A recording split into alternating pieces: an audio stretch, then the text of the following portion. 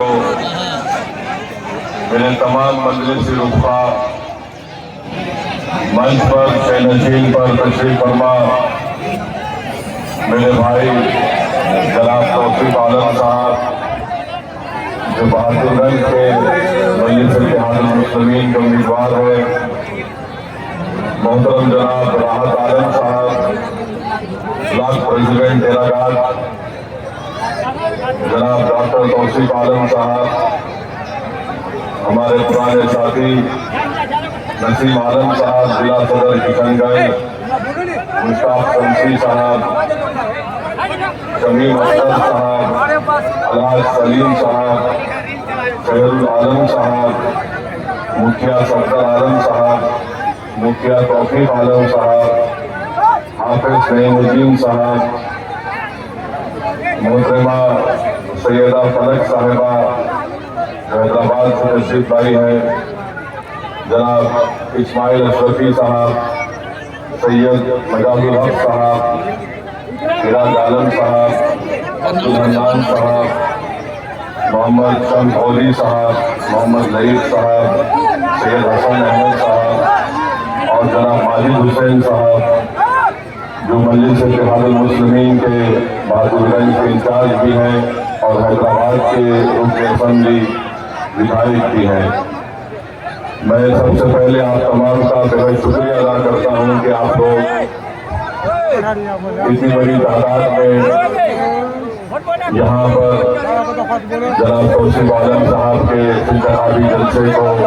कामयाब करने के सिलसिले में आप यहाँ तशरीफ लाए। मैं दिल की गहराइयों से हमारी सरकार और बहनों का भी शुक्रिया अदा करता हूँ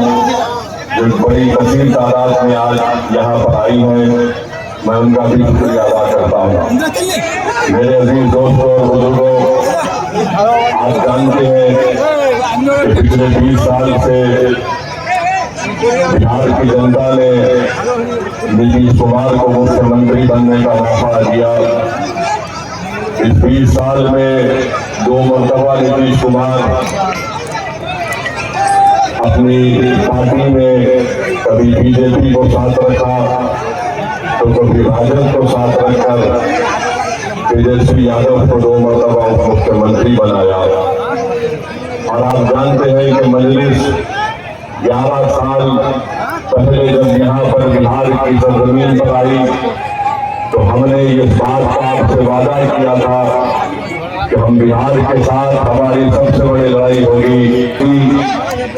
हम गुरूर और तकब्बुर का शिकार नहीं हुए। जब हमको नाकामी मिली तो हम आपको छोड़कर नहीं गए, बल्कि हम आज भी सऊदी ओवैसी आपके दरमियान में खड़े होकर पूरी जिम्मेदारी के साथ हमारे बुजुर्गों को, हमारे मयूर नौजवानों को, हमारी माँ और बहनों को इस बात का आश्वासन देता है, वादा करता है कि अल्लाह जब तक असदुद्दीन ओवैसी को जिंदा रखेगा मैं सीमांचल के इंसाफ की लड़ाई को जारी रखूंगा। कोई दुनिया की ताकत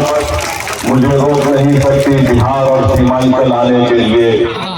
आपको ये बात बताना जरूरी समझता हूँ कि बीजेपी हो, राजद हो या कांग्रेस हो या लोजपा हो, इन सब का एक ही बात इनको कहना है कि ओवैसी यहाँ क्यों आता है, आखिर क्या वजह है। असदुद्दीन ओवैसी 1500 किलोमीटर दूर से निकलकर सीमांचल की सरजमीन को आता है, बिहार को आता है। मैं उन तमाम पार्टीज को बताना चाहता हूँ, चाहे वो भाजपा हो, जेडीयू हो, कांग्रेस हो, राजद हो या एलजेपी हो,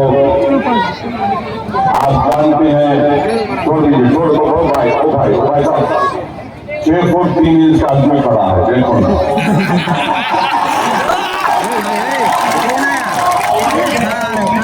हमको देखो, सुन लो बस थोड़ी देर के लिए। दूसरे हमारे सामने भाषण दे रहे तो छोटे नजर आ रहे, हमको सुन लो बस। हम आपको बता रहे थे इन सबको इस बात की तकलीफ है कि असदुद्दीन ओवैसी यहाँ पर क्यों आता है। 15 साल राजद की सरकार रही, 20 साल से जेडीयू की सरकार है, नीतीश कुमार मुख्यमंत्री है, कभी बीजेपी के साथ तो कभी तेजस्वी यादव के साथ और कांग्रेस के साथ। बिहार में आज क्या हाल बना कर रख दिया। बिहार में प्रतिवर्ती आई जो है आमदनी जो है, ये नरेंद्र मोदी की सरकार कह रही है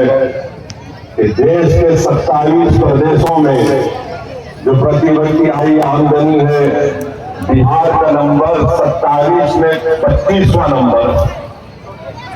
और मैं जिस प्रदेश से आता हूं वहां पर प्रति व्यक्ति आई भारत में सबसे पहले नंबर पर है। मैं जब वहां से यहां आता हूं, क्यों आता हूं कि मैं ये देखता हूं कि जब